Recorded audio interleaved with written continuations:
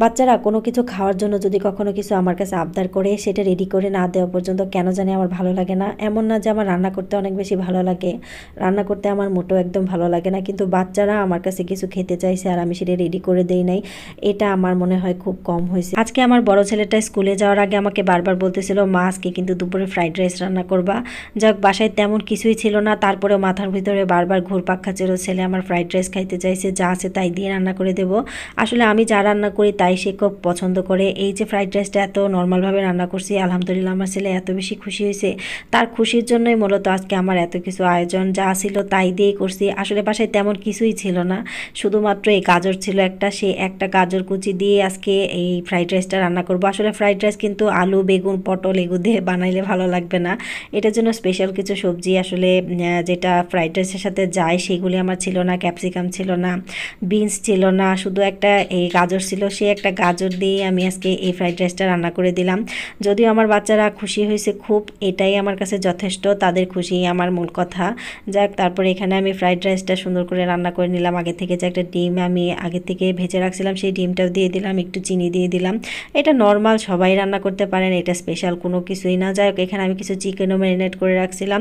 Fried rice একটু chicken দিয়ে খাবে, বাস এইটুক দিলে আমার বাচ্চারা আলহামদুলিল্লাহ অনেক খুশি। এদের খুশি করতে আসলে খুব বেশি একটা কিছু লাগে না, ছোট ছোট কিছু জিনিস দিলে এরা অনেক বেশি খুশি হয়ে যায়। তারপরে এখানে কিছু চিকেন ভেজে নিব, সবগুলোই ভাজবো না, যতটুকু দরকার ততটুকুই ভাজবো, কারণ চিকেন ঠান্ডা হলে কিন্তু খেতে একদমই ভালো লাগে না।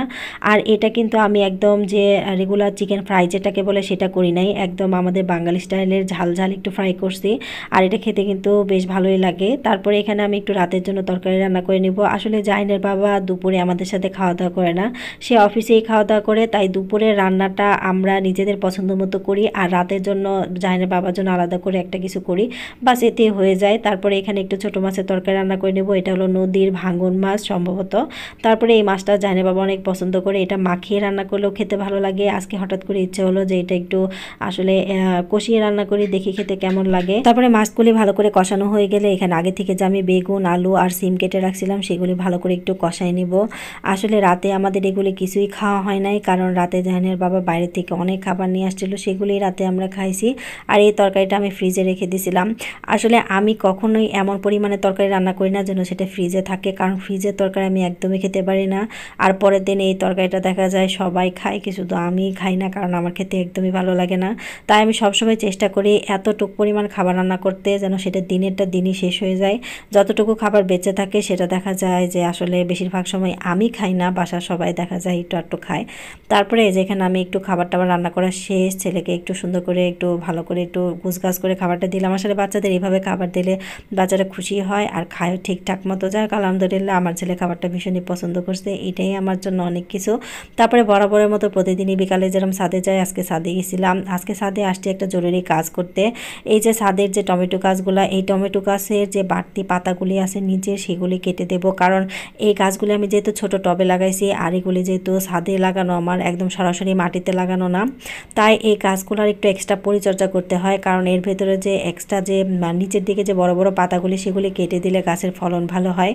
আর এই পাতাগুলি কেটে না দিলে কি হবে, গাছের যে ফুলগুলি আসবে মানে কম, আবার দেখা যায় টমেটোর সাইজটাও ছোট হবে, ভালো করে বড় হবে না। আর এখানে কিন্তু একটা জরুরি কথা বলে রাখি যে ছাদে গাছ লাগালে কিন্তু আপনাকে অবশ্যই এক্সট্রা কিছু মানে পরিচর্যা করতেই হবে, তা নাহলে কিন্তু ভালো গাছও হবে না, ফলনও ভালো হবে না। তারপরে দেখেন মাশাআল্লাহ গাছে কিন্তু অনেক টমেটো আসছে, প্রত্যেকটা গাছেই টমেটো আসছে। তারপরে এখানে দেখি অনেকগুলা আসলে লেবু হয়ে আসছে, লেবুগুলো কাটবো করে আর কাটা হচ্ছিল না। আজকে যেহেতু ছাদে একটু কাটাকাটি করলাম, তাই এখানে আমি লেবুগুলো কেটে নিলাম। যাক, এখানে আমি 4টা লেবু পেয়েছি, গাছে আরও লেবু ছিল, এই লেবুগুলো কিভাবে গায়েব হয়ে গেছে আমি নিজেও জানি না। যাই হোক, লেবুগুলি পাড়া শেষ, এখন বাসায় চলে যাব। আমার ভিডিওটি ভালো লাগলে অবশ্যই আমার পেজটাকে ফলো দিয়ে রাখবেন, যারা ইউটিউব থেকে দেখছেন তারা সাবস্ক্রাইব করে রাখবেন। সবাই ভালো থাকবেন, আল্লাহ হাফেজ।